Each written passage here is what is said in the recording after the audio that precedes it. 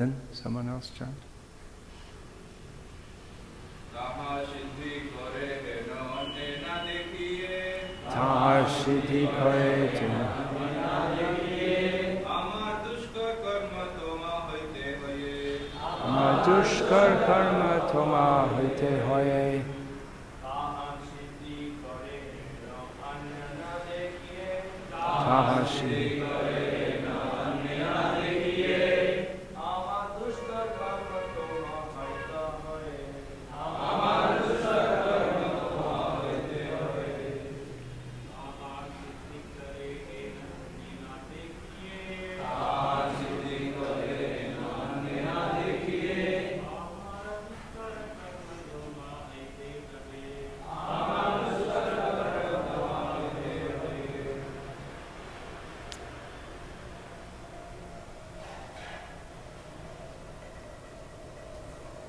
Taha. There.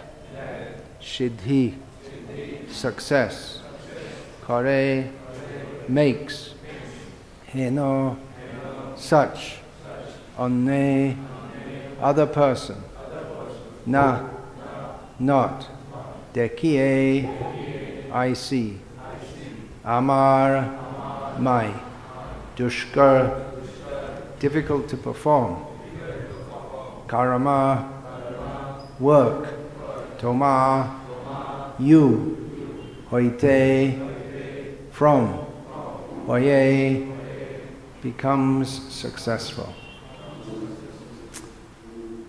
This is Sri Chaitanya Mahaprabhu speaking to Nityananda Prabhu. Chaitanya Mahaprabhu is, they're both in Puri, and Chaitanya Mahaprabhu is sending Nityananda Prabhu to preach in Bengal, which Chaitanya Mahaprabhu says is difficult even for me to do. So Chaitanya Mahaprabhu says, you can perform a task that even I cannot do. But for you, I cannot find anyone in Gauda Desh who can fulfill my mission there. Purport: Lord Chaitanya's mission is to deliver the fallen souls of this age. In this age of Kali, practically 10% of the population is fallen. Sri Chaitanya Mahaprabhu certainly delivered many fallen souls, but his disciples mainly came from the upper classes. For example, he delivered Srila Rupa Goswami, Sanatana Goswami, Sarvabhauma Bhattacharya, and many others who are socially elevated, but fallen from the spiritual point of view. Srila Rupa Goswami and Srila Rupa and Sanatana Goswamis were situated in government service, and Sarvabhauma Bhattacharya was the topmost scholar of India. Similarly, Prakasha Ananda Saraswati was a leader of many thousands of Mayavadi sannyasis.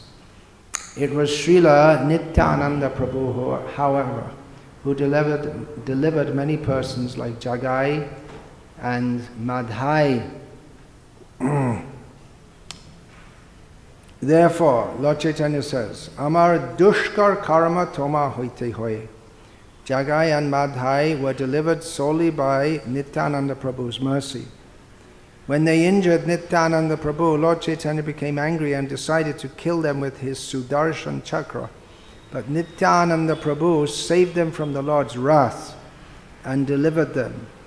In the incarnation of Gaura Nitai, the Lord is not supposed to kill demons, but is supposed to deliver them by preaching Krishna consciousness. In the case of Jagai and Madhya, Sri Chaitanya Mahaprabhu was so angry that he would have immediately killed them, but Nityananda Prabhu was so kind that he not only saved them from death, but elevated them to the transcendental position. Thus, what was not possible for Sri Chaitanya Mahaprabhu was carried out by Nityananda Prabhu.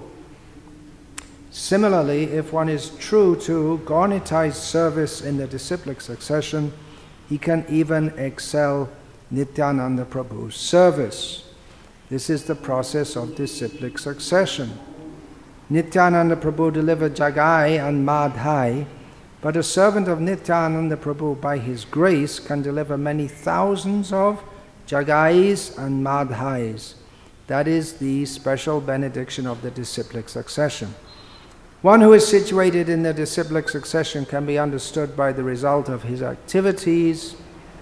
This is always true as far as the activities of the Lord and his devotees are concerned. Therefore, Lord Shiva says, Aradhananang sarvesham Vishnur aradhanam param tasmat parataram devi tadiyanang samarchanam. Of all types of worship, worship of Lord Vishnu is best, and better than the worship of Lord Vishnu is the worship of his devotee, the Vaishnava. By the grace of Vishnu, a Vaishnava can render better service than Vishnu. That is the special prerogative of a Vaishnava. The Lord actually wants to see his servants work more gloriously than himself. For instance, on the battlefield of Kurukshetra, Sri Krsna provoked Arjuna to fight because all the warriors on the battlefield were to die by Krishna's plan. Krishna himself did not want to take the credit. Rather, he wanted Arjuna to take credit. Therefore, he asked him to fight and win fame. Tasmat tvam utashta yasho labhasva jitva shatrun bhungshva rajang samriddham mayaevaite nihitah purvameva nimittamatrang bhavasavyasachin. Therefore, get up, prepare to fight and win glory, conquer your enemies and enjoy a flourishing kingdom. They are already put to death by my arrangement, and you, O Savyasachi, can be but an instrument in the fight. Thus, the Supreme Personality of Godhead gives credit to a devotee who performs any heavy task perfectly. Hanumanji, or Vajrangaji, the servant of Lord Ramachandra, serves as another example. It was Hanumanji who jumped over the sea in one leap and reached the shore of Lanka from the shore of Bharatavarsha. When Lord Ramachandra chose to go there, he paved the way with stones, although by his will the stones were able to float on the sea. If we simply follow Sri Chaitanya Mahaprabhu's instructions and follow in the footsteps of Sri Nityananda Prabhu, this Krishna conscious movement can advance, and even more difficult tasks can be performed by the preachers remaining faithful to the service of the Lord.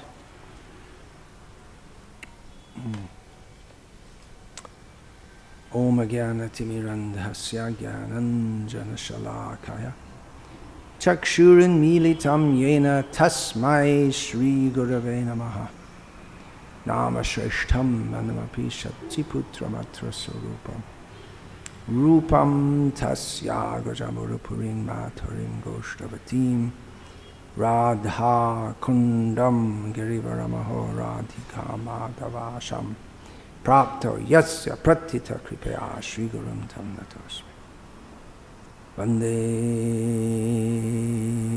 Vandeham Shri Guru Shri Ataf Padakamalam Shri Gurun Vaishnavangscha Shri Rupam Sagrajatam Sahagana Raghunatan Vitam Tam Sajivam Sadvaitam Savadhutam Parijana Sahitam Krishna Chaitanya Devam Shri Radha Krishna Padan Sahagana Lalita Shri Vishakhan Vitamscha.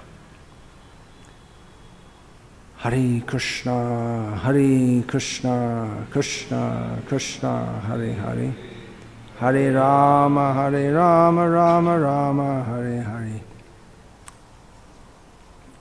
This is one of those purports in Srila Prabhupada's books that, to use traditional ISKCON terminology, is mind-blowing.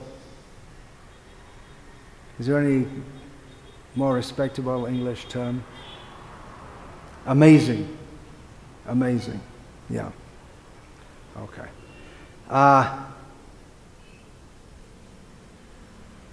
Another example, Srila Prabhupada talks about, if any of my disciples become as determined as Dhruva Maharaj, then just as Dhruva Maharaj carried his mother back to Godhead, then my disciple may carry me back to Godhead. What's amazing about this? Srila Prabhupada is talking about doing more service than Nityananda Prabhu. And also, another amazing statement in this is that what was not possible for Sri Chaitanya Mahaprabhu was carried out by Nityananda Prabhu. Not possible was for Chaitanya Mahaprabhu. He couldn't deliver Jagai and Madhya because he had to take an angry position in relationship to them. Because they had attacked Nityananda Prabhu, only Nityananda Prabhu could deliver them, just like Bhagavan Narayana told the Rasa Muni he was the last resort. Brahma said, I can't protect you. Shiva said, I can't protect you. The only hope is Narayana. Narayana said, I can't protect you either. So you have to take mercy from whom you have offended, the Vaishnava. So in the same way, in this case, it was not possible for Chaitanya Mahaprabhu to do anything else but to be angry to the point of being ready to kill Madhya especially. But Nityananda delivered him. And then, having made that statement, something that's not possible for Chaitanya Mahaprabhu was carried out by Nityananda Prabhu. Not just possible, but he actually did it. And then Srila Prabhupada goes on to say that if one is true to Gaura-Nitai's service in the disciplic succession, he can even excel Nityananda Prabhu's service. And factually, Srila Prabhupada did that. Nityananda Prabhu delivered Jagai and Madhya, but a servant of Nityananda Prabhu, by his grace, can deliver many thousands of Jagais and Madhyas. The Srila Prabhupada himself did so. Notably, he says, by the grace of Nityananda Prabhu. In other words, and then he goes on to quote the Nimitta Matram Bhavasavya Sachin verse. In other words, he acknowledges that it's actually the mercy of Nityananda Prabhu, but it's working through him as an instrument. And again, the example of Hanuman. By the grace of Lord Rama, Hanuman could jump over the ocean, whereas Ram had to walk over the ocean. Walking over the ocean is also not something very ordinary, but it's not as spectacular as jumping over the ocean. And Srila Prabhupada in this purport is urging his own disciples to go on and do something wonderful. Generally we have the understanding that Prabhupada is so much above us, and that's true. But Srila Prabhupada himself would always say, do as I am doing. He said that his sannyasi disciples should open more centers than he, initiate more disciples than he, and write more books than himself. To do any one of those things is quite a task. Srila Prabhupada said his sannyasis should do all of those things, more. So, in this way, Srila Prabhupada pushed his disciples. I don't know how you're going to translate that in Hindi, because it's not exactly physically pushing. Well, I'm going to say that also. He also encouraged them, but pushing is something different. No, it's not force. That's another point. There's pushing and there's forcing. No, pushing is the right word in English, but it's not exactly the same as physically pushing. It's, we often hear about the all-merciful Prabhupada, but his mercy came much in the form of pushing, of not allowing his disciples to become complacent or lax, keeping them always busy. He pushed, he encouraged, he pushed, encouraged, and pushed himself beyond the human limits to go to. He was warned, don't go on the boat, you may die on this. The Sumati Maharaji was afraid that Prabhupada would die on the ship going over to America. It was a valid fear because Srila Prabhupada was elderly and the Atlantic, anyway, a sea journey, especially on the Atlantic. That's why the Pacific Ocean is called the Pacific. It's in comparison with the Atlantic. Pacific means peaceful. The Atlantic is very rough seas. And she was afraid that he would die on board, and practically Prabhupada almost did, with 2 heart attacks at sea. And then Srila Prabhupada pushed himself to go out in the heat of the New York summer. It's also hot there. On Harinam and do for hours with the devotees. He pushed himself to the limits. Another time when the governor of UP came to Vrindavan, before the temple construction was going on, devotees were having a lot of difficulty getting cement because it was all rationed by the government at that time. So Srila Prabhupada, despite having a very high fever, came out and he came to the meeting and addressed the meeting and spoke to the governor, and then when it was over he immediately went back and collapsed on his bed. So Srila Prabhupada pushed himself and he pushed others to the limit, beyond the limit. If Srila Prabhupada hadn't pushed his disciples beyond what they considered their limits, then this movement wouldn't have spread. Otherwise, it's beyond the limitation of a young American ex-hippie, not very long ago was a hippie, to leave America for the first time, go to a foreign country where he doesn't know the language, doesn't know hardly anything about Krishna consciousness, and start the Hare Krishna movement in another country, like Germany or Japan, and go out in the streets dressed in this strange way. Nowadays, if we go in the Western countries dressed like this, no one bats an eyelid, no one notices or thinks. But in those days, it was considered very strange and socially subversive,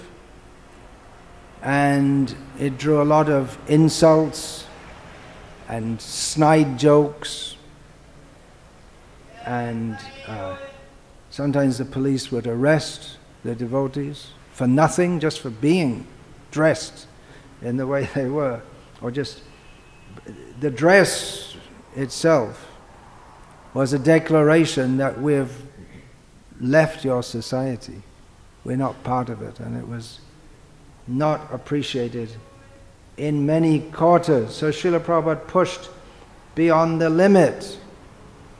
Krishna consciousness is unlimited.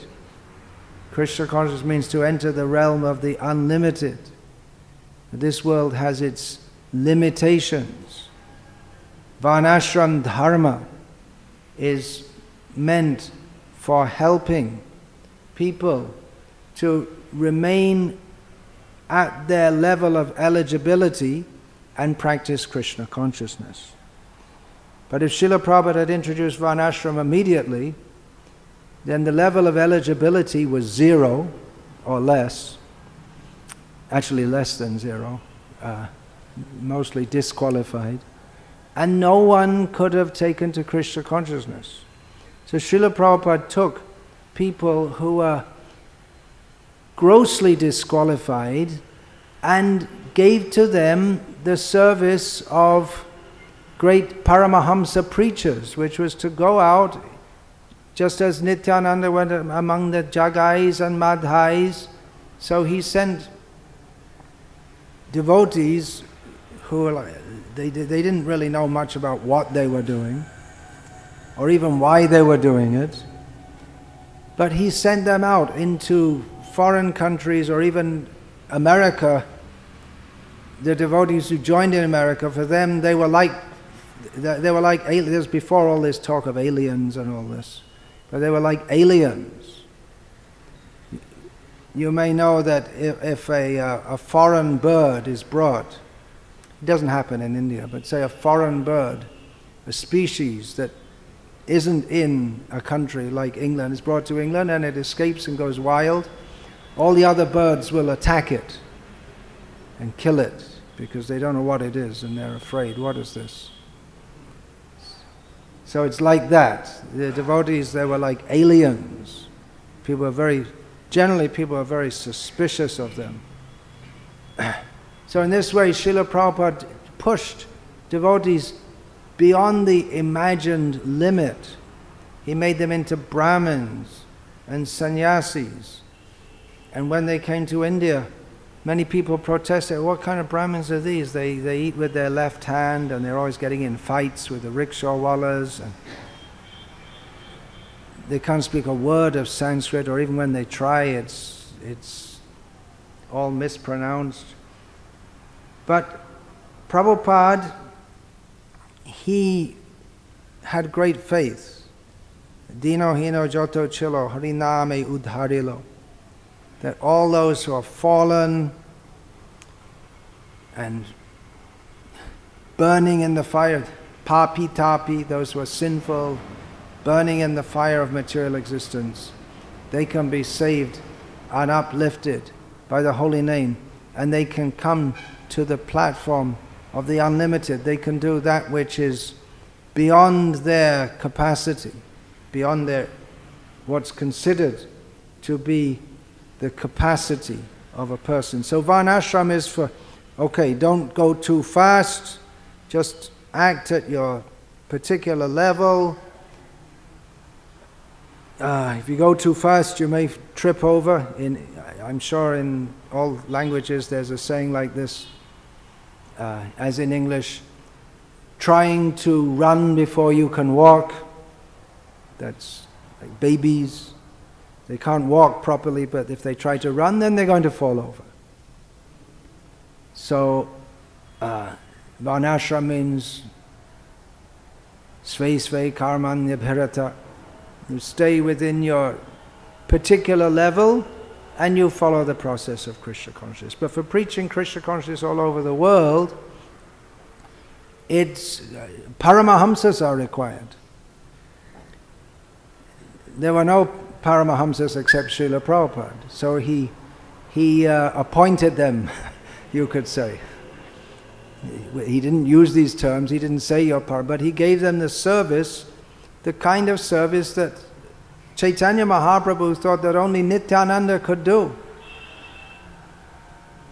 And from the spiritual point of view, there's actually no reason why anyone, if they take the Krishna consciousness seriously, can't immediately become a Paramahamsa and deliver the whole world. About the followers of Chaitanya Mahaprabhu, his direct associates, it said, Brahmanda tarete shakti dhare jane jane. Every one of the associates of Chaitanya Mahaprabhu has enough power to deliver the whole universe. So, from the philosophical point of view, there's nothing stopping any of it. There's no reason why any one of us couldn't do that. What's stopping it? It's our own attachments, anarthas, self-imposed limitations, and so on. So Srila Prabhupada, he was pushing like that you should come to this level. There's one anecdote told by Guru Kripa Prabhu, who Prabhupada Well, he didn't actually push him, because Srila Prabhupada was thinking, how is he going to get the money to build all these centers? And Guru Kripa said, don't worry, Prabhupada, I'll do it. And he said when he went out of the room, he thought, why did I say that? How am I going to get it? Prabhupada said, I need $200,000 a month. Don't worry, Prabhupada, I'll do it. I thought, how on earth am I going to do that? Then he got a plan, and he went to Japan, and by fair means or foul, mostly foul, he was able to do it.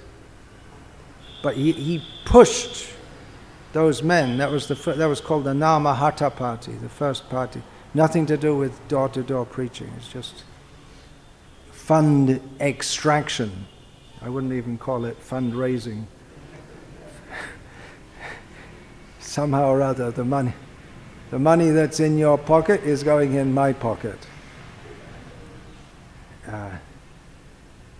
But he did the job, and Prabhupada was pleased with him. One time, in the middle of the night, you know, Srila Prabhupada used to translate books at night. In the middle of the night, once he called Guru Kripa. He sent his servant. Srila Prabhupada sent his servant. Prabhupada's servant would sleep close to Prabhupada, so Prabhupada could wake him up any time that he needed anything. He said, go and call Guru Kripa in the middle of the night. Guru Kripa came, and Prabhupada said, well, what are you doing? He said, well, I was sleeping, Srila Prabhupada.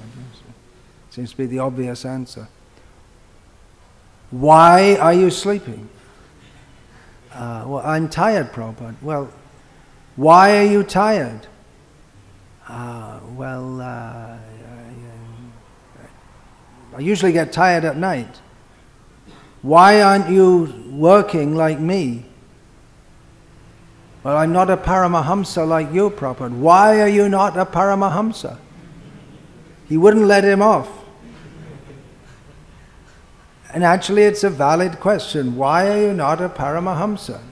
If we know everything about Krishna consciousness, why are we holding on to our material desires and attractions and attachments? Of course, one thing that we often saw, especially during Prabhupada's manifest presence, was devotees being empowered, thinking that they were on that platform, that they'd been empowered by Srila Prabhupada, forgetting where the mercy came from and falling down. Therefore, Srila Prabhupada, after seeing so many of his disciples fall down, even devotees who were doing tremendous service, and some just fell like that. So Srila Prabhupada increasingly spoke about and wanted to institute Varnashram Dharma. So increasing and increasing, spreading the movement, but he became interested in Varnashram Dharma, and to keep, not that devotees should just relapse to some mediocre standard, but Srila Prabhupada was always also, along with increasing the quantity of the Krishna consciousness movement, he was also very interested in increasing the quality of each participant's, of each member's participation in the movement, the spiritual quality. Srila Prabhupada wrote in one letter, we should always try to increase the spiritual content of our lives. At one point he mentioned several times about boiling the milk. He said that we're increasing and increasing and increasing, but he gave the example, you can increase, if you have a pot of milk, you can increase the quantity by adding water. It's a well-known technique in India that milk looks pretty much the same if you add water, so you can sell it for the same price and cheat people in this way, the milk seller. But Srila Prabhupada said rather we should boil down the milk. If you buy milk from a shop It's usually boiled already, and it's in the very wide korai, so that it evaporates at a faster speed. So you get very thick, tasty milk. So the same quantity of thick, boiled down milk will give you more nutrition than the same quantity of milk which is very watery. So Srila Prabhupada spoke about boiling the milk. In other words, concentrating on our spiritual life, studying the Shastra, not at the expense of stopping preaching, but he was emphasizing that devotees should not only spread widely, but they should also increase their own spiritual depth. So in this way, Srila Prabhupada was pushing devotees both to expand the movement and to increase their own spiritual acumen or their own spiritual advancement. At one time when Tamal Krishna Maharaj was Srila Prabhupada's secretary, Srila Prabhupada told him, you must read my books at least 2 hours every day. And he said, well, I don't have time, Srila Prabhupada. I'm so busy in your service that I chant 16 rounds and I'm busy all the time. And Prabhupada said, then you cut down your eating and sleeping. And he said, well, I'm only eating once a day. I'm only sleeping 4 hours a night. And Prabhupada said, still you cut. You must read 2 hours a day. So devotees would often try to do this kind of thing, but then they would find that they would fall asleep when they're trying to stay awake. I had an experience when I was being pushed by my superior in service at that time that you must sleep less. So for about a month I was sleeping maybe about 4.5 hours. And then and following the whole morning program, evening program, everything. And it wasn't enough rest for my miserable body. And after about a month of this, I was woken up 3 times during the Guru Puja. I was in the Guru Puja standing up, but I just start to fall over standing up.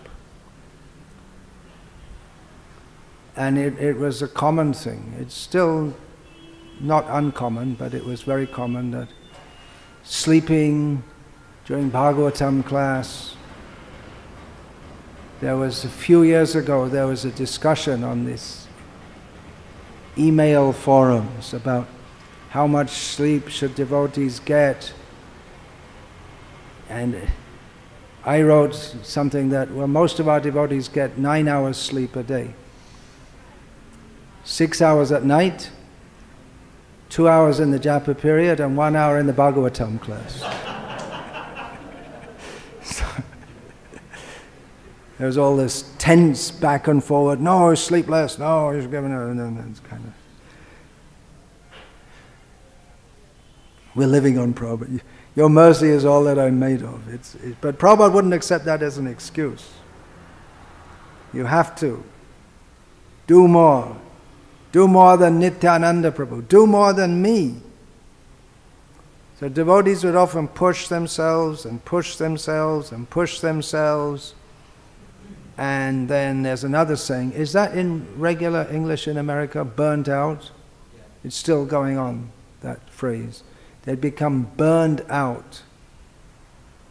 It's stress is a very common problem in the modern world.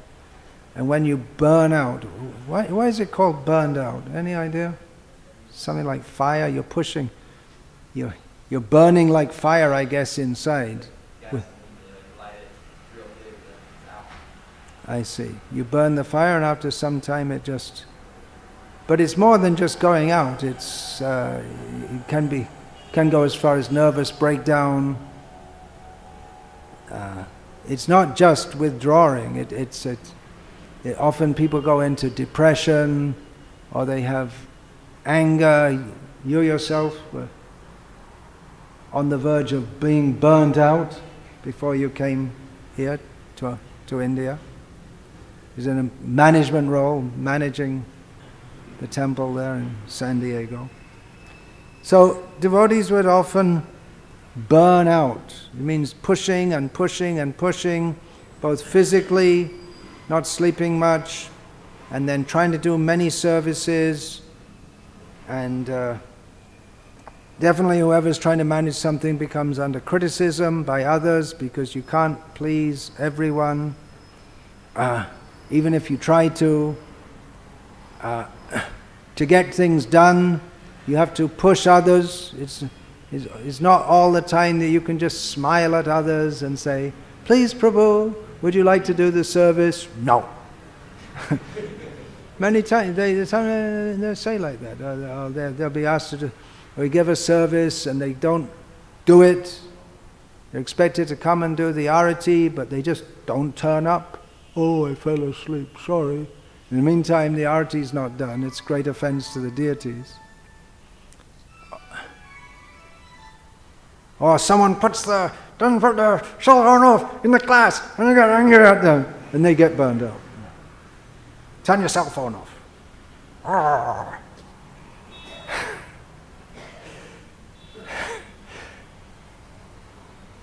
So Prabhupada he said this is a pushing movement. He said, my Guru Maharaj is pushing me, I'm pushing you, you have to push others. But how to push in? I don't think there is any way to push people in a way that they'll always be satisfied. Srila Prabhupada writes in the first canto of Bhagavatam in one purport that leaders of society, they're often criticized by the very people who they're working so hard to help. They're trying to help them, and in response, they simply get criticized by the people who they're working for. So devotees were working very hard for Srila Prabhupada. He was working very hard, and devotees working hard, sometimes it just felt like collapsing. They couldn't take it. So in this regard, I want to read a letter from Srila Prabhupada to Tejas Prabhu, my godbrother, who many of you know. This is on the 19th of December 1972, because Tejas, Srila Prabhupada gave him that name, is just the perfect name for him. If you think he's intense now, you can't imagine what he was like when he was younger. And Srila Prabhupada sent him to Delhi, and all devotees, mostly devotees want to be in Vrindavan. It's just down the road from Delhi, but no, you stay in Delhi. And Prabhupada gave him so many services to do, and one of the main ones was making life members from all the members of parliament and ministers. And at the same time, Prabhupada said, you can't keep any of the money from life membership. 50% has to go for construction of Vrindavan, and 50% has to go to the book fund. How do you maintain yourself? Well, that's up to you. But there's no time to do it. So practically was living in poverty while meeting all these big people and collecting all the money, and all kinds of lazies and crazies would come through Delhi, as most of the flights into India from the west came into Delhi. And Tejas Prabhu also was supposed to be the ringmaster of this revolving circus with a revolving cast of clowns. So, well, you can understand what happened. Srila Prabhupada wrote, I'm in due receipt of your letter dated December the 10th, 1972, and I'm very much disturbed to hear from you that you have become disturbed in your mind. Do not be disturbed. If you could just flip like that. Be a pure devotee. Okay. Do not be disturbed. There is no cause for anxiety. There are dozens of causes for anxiety, but probably there's no cause for anxiety. I mean, in one sense, there's no cause for anxiety if you remember that everything in this world is temporary and we just have to do our best to serve Krishna. But at least from the in the manifest world that Tejas Prabhu is living in, there are many, many causes for anxiety. You are doing your best to serve Krishna. That is very much appreciated. So do not lose enthusiasm out of frustration. That will spoil everything. Do not lose enthusiasm means don't become burned out. Krishna consciousness means we should always be satisfied and happy. Not that we must work something impossible. He'd already given him impossible, squared, cubed, quadruple service to do. But now he says, not that we must work something impossible, becoming overburdened. And then because we are unhappy by so much trouble, we lose enthusiasm altogether and give up all hope. No, if too much endeavor is there, that is to be avoided. By all means, we must preserve our spiritual status. That is the point. Not that we are mad after big buildings, many devotees, life members, this, that. No! These are only ways to engage the devotees so that they may apply the principles of devotional living to some kind of work for practical realization of these principles. In other words, Prabhupada is saying his whole spreading Krishna consciousness all over the world is just something to keep the devotees engaged, that's all. It is not the result of the work that we want. If only one person daily, if we sincerely preach to such one person in a day, that is sufficient, never mind big programs. As Srila Prabhupada would give Tejas organizing big programs in Delhi, meeting big people. And Prabhupada said, no, never mind big programs. So my request to you is that you do not be bothered by these things, and I have instructed Tamal Krishna and Shyamasundar to send you men. They were big leaders. So they will do it, rest assured. Krishna does not like to see his sincere devotees suffer or become frustrated or depressed. He will not stand by idly in any such case. So do not fear on that account. Krishna has got some plan for you, always think in that way, and very soon he will provide everything to your heart's desire. So in other words, don't worry. You don't understand all these big projects and this. Anyway, it's just your sincere endeavor. Krishna will appreciate. Everything will be all right. Don't worry, don't be disturbed. Okay, the next letter from Prabhupada is on the 2nd of January, 2 weeks later, a little over 2 weeks later. Your letter dated 21st of September 1972, that's going much back further, is in hand. And I'm especially glad to note that you have got that apartment in Bengali Market, Baba Road. Now you have got facility for spreading Krishna consciousness in Delhi, and I know that you are a very sincere and serious preacher. Therefore, Krishna has given you to utilize on his behalf. You may please inform me everything in connection with the Delhi business.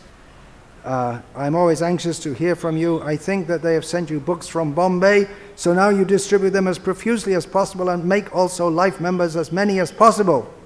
I'm informed that there are many so-called hippies staying at Delhi, so you try to recruit some of these men or other local men to assist you there.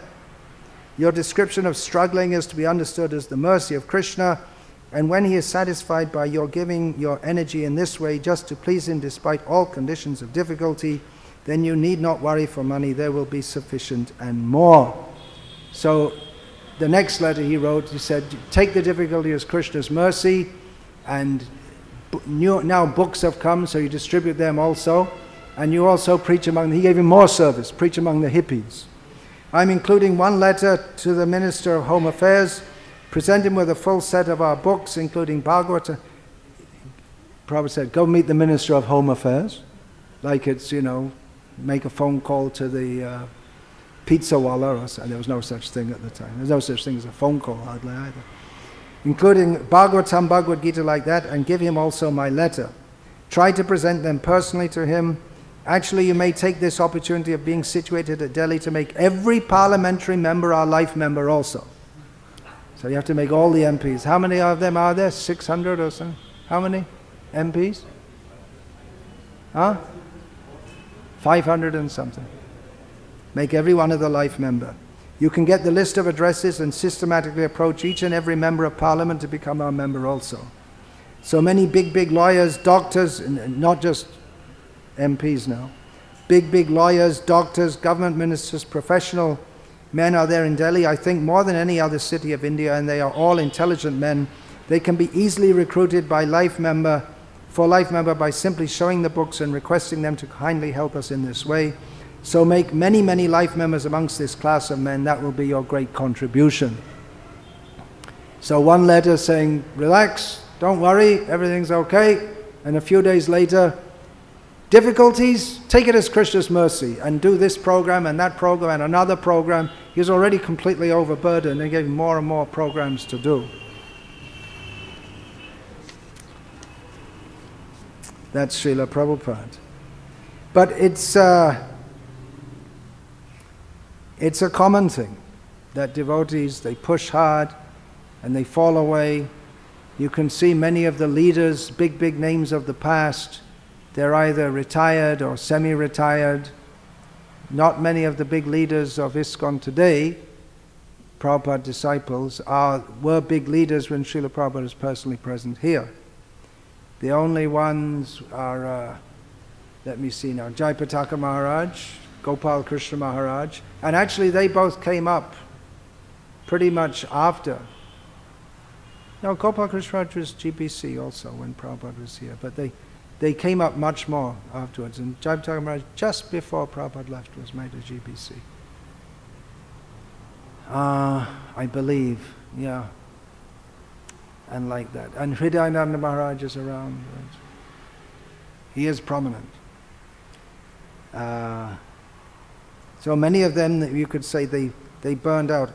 Even in Srila Prabhupada's presence, Tamal Krishna Maharaj, who Prabhupada said he would go through fire to please Krishna. And Prabhupada said about himself, I went through fire. He only said that about himself and Tamal Krishna Maharaj. But even he, in the presence of Prabhupada, he got what we could say burned out here in India because it was so difficult in so many ways. And he wanted to go back to America because it was very slow work in India at the time. Now it's around the other way. It's slow in America and things are booming in India.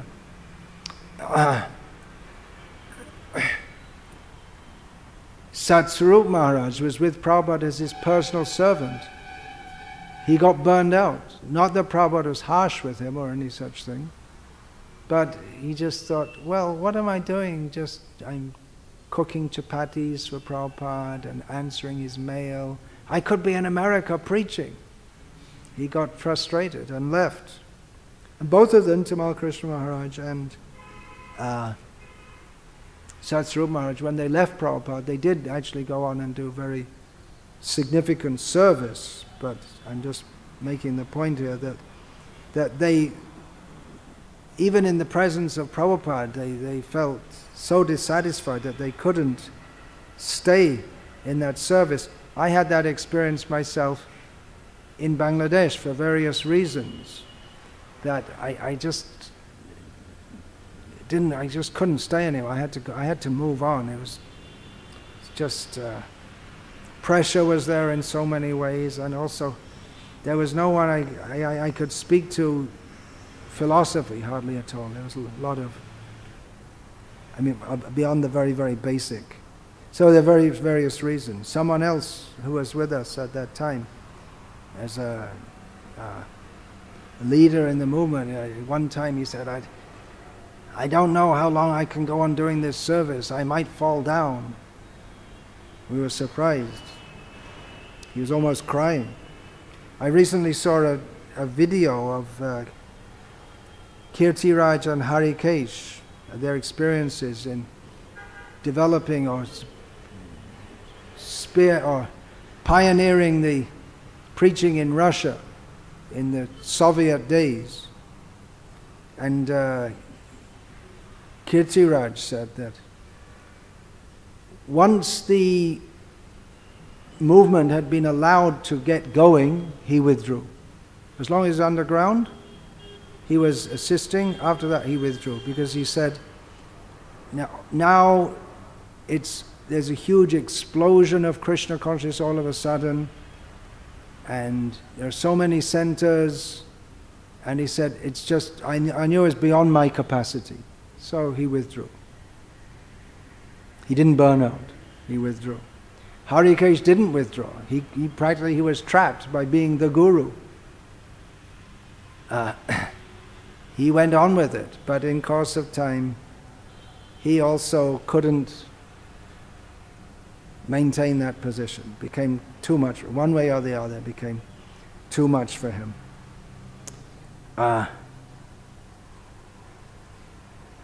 Some years ago, I remember when I was speaking with Dhanodar Swami, you may know him. He's actually officially banned from ISKCON.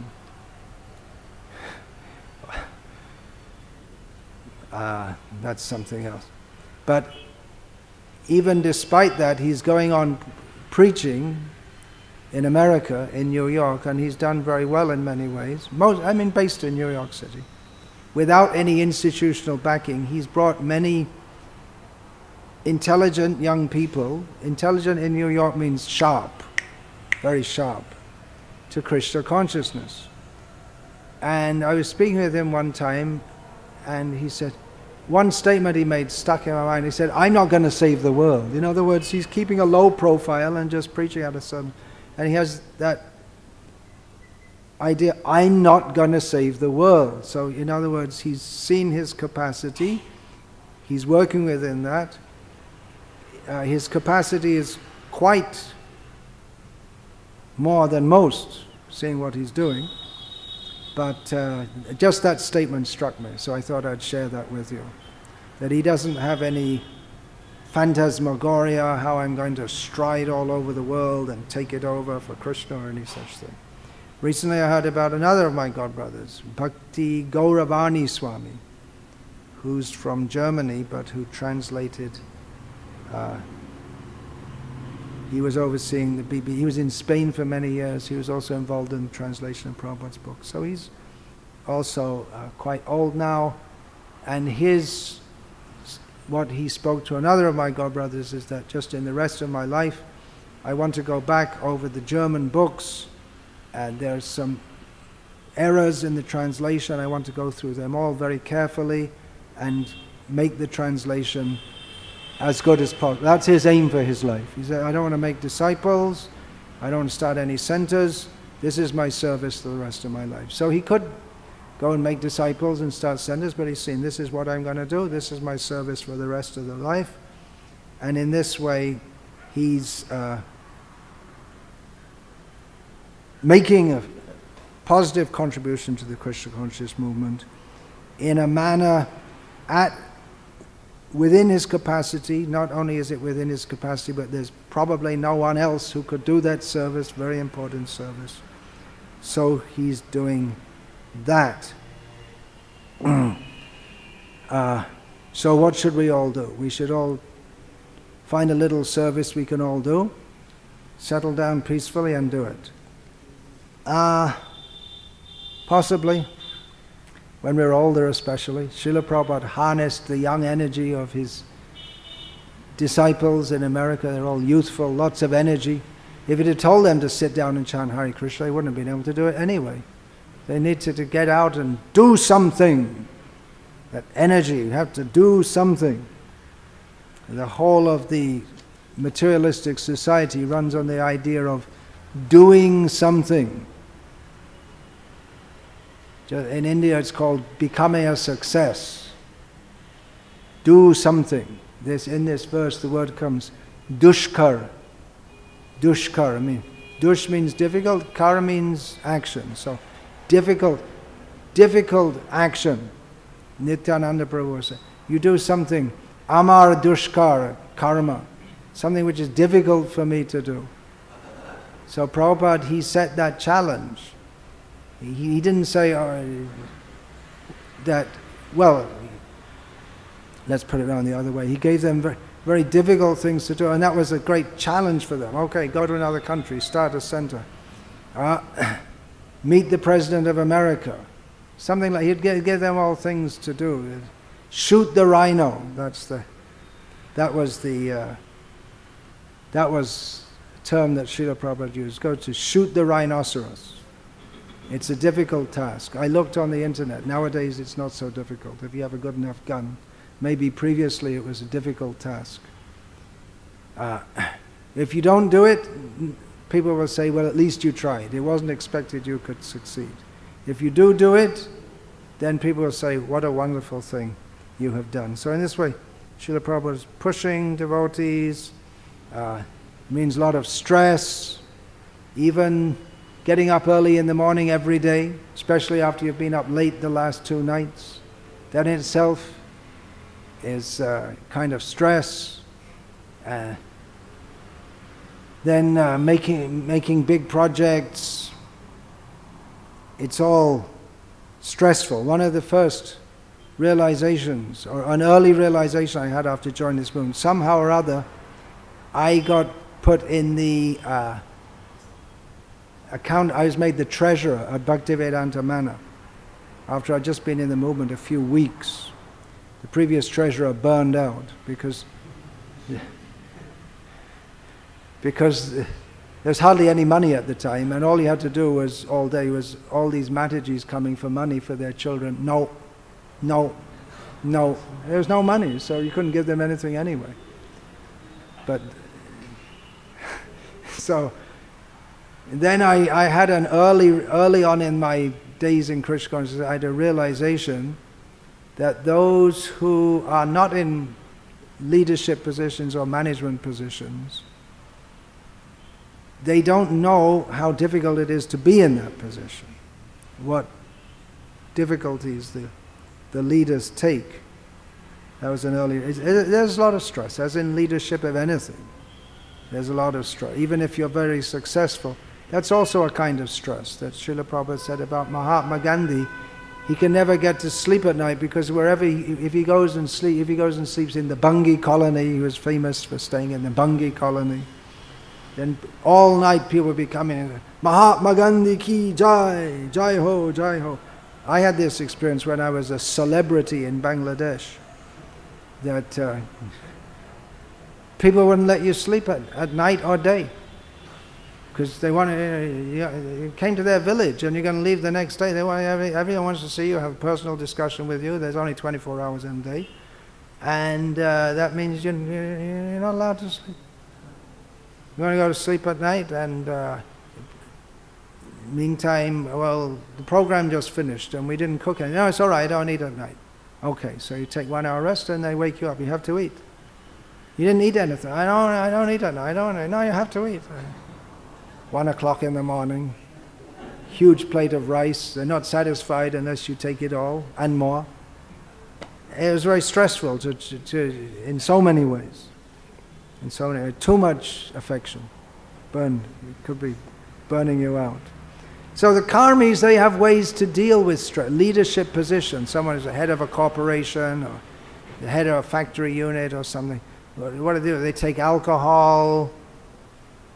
That's the general stress busters, to take alcohol, and then they may take other kinds of recreational drugs, they're called, legal or illegal.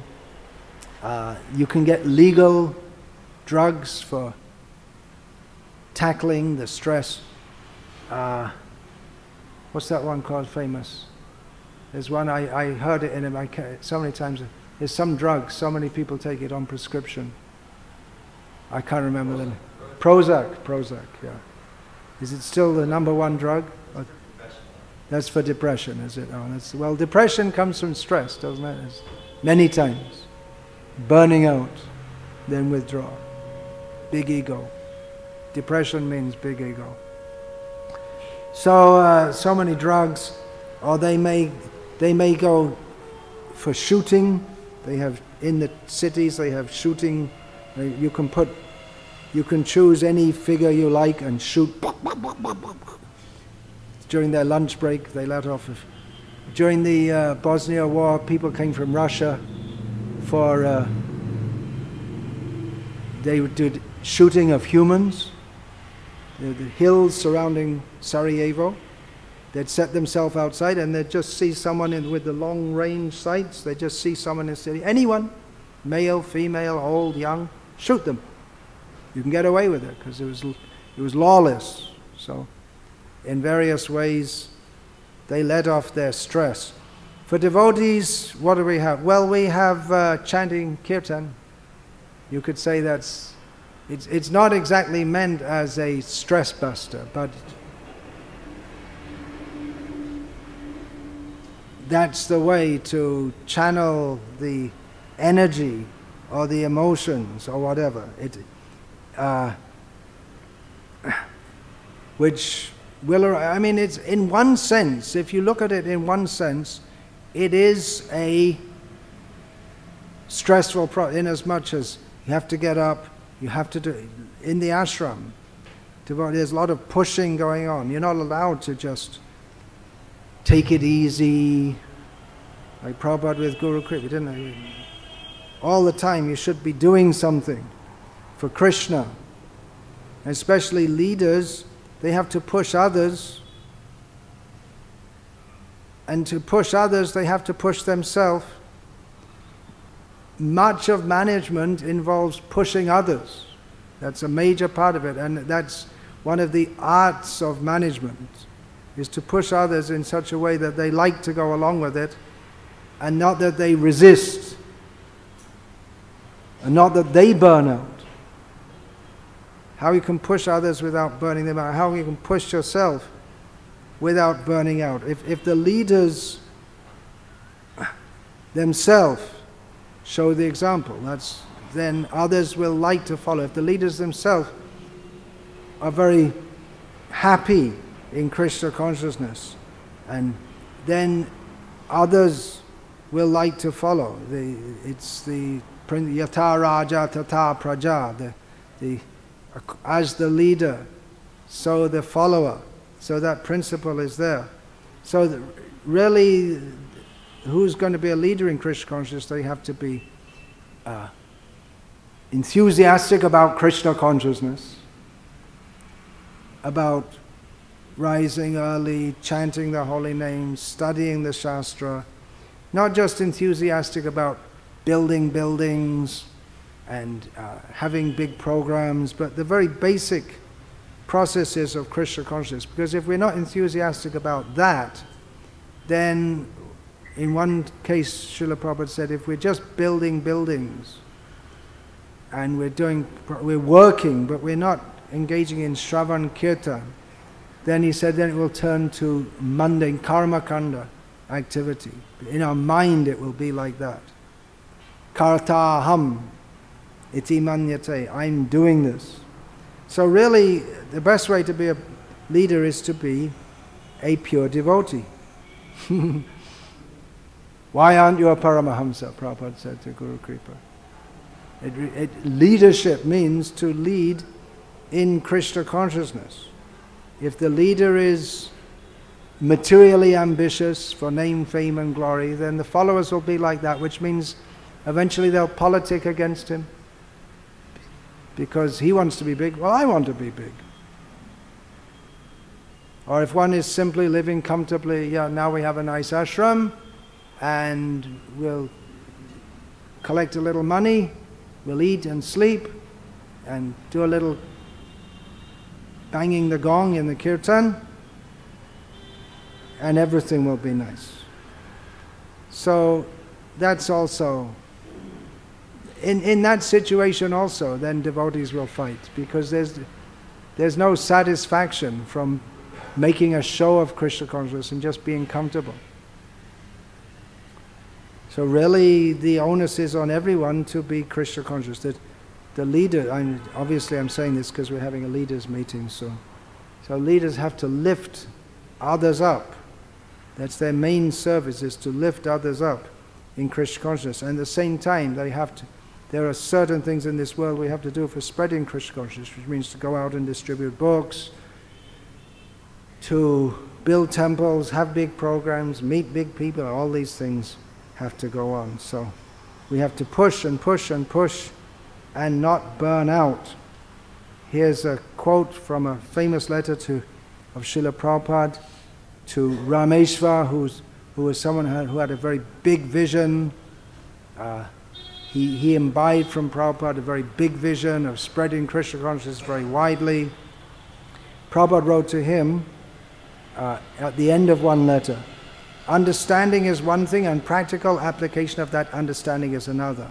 But as devotees of Krishna being engaged in the practical work of spreading Krishna consciousness, that is already the highest realization. So we're talking about pushing others, but then if we're pushing others to serve, do various services for spreading Krishna consciousness, but if we're doing that without being pushed, then Prabhupada says that is already the highest realization, to be engaged in the practical work of spreading Krishna consciousness. Srila Prabhupada, we glorify him as the topmost devotee. Why is that? We don't see that he was crying, calling out the name Radhe, Radhe.